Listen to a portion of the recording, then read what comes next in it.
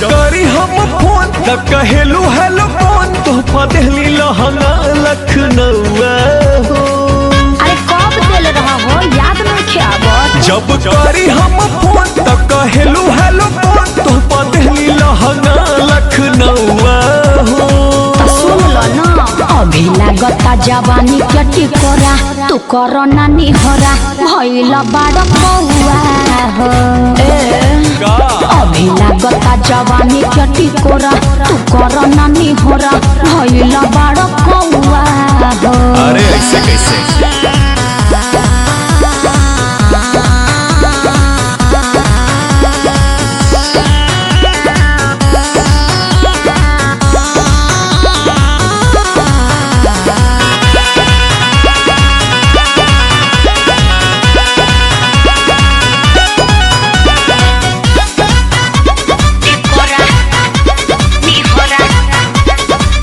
लहंगा तोहरा पे लागेला फिट गोरिया टिकटॉक पे हो गइलू हिट गोरिया। ई बात तो सही बा हमरा लहंगा के पीछे बड़ी मार भइल बा पागल दीवाना यूपी बिहार भइल बा बुझला।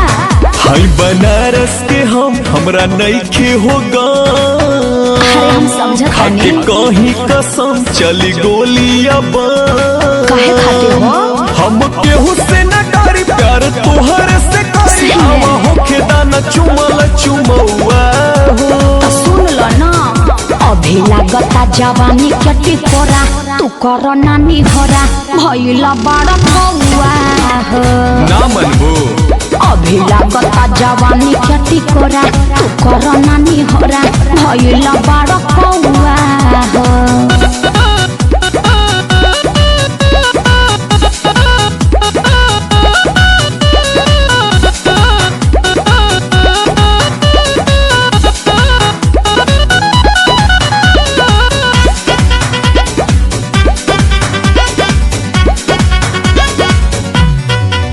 कल कोरा में रहलू सारी रतिया नु हो जब देखनी सवेरे रहे तकिया नु हो।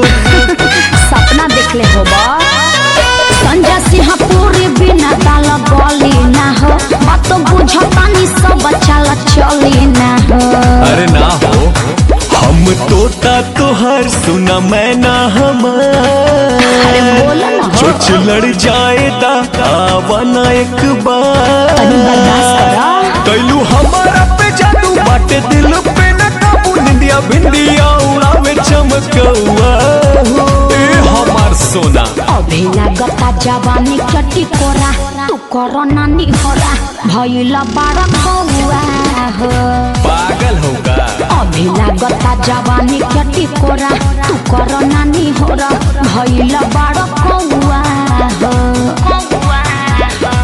एक बेर मोहब्बत से देखा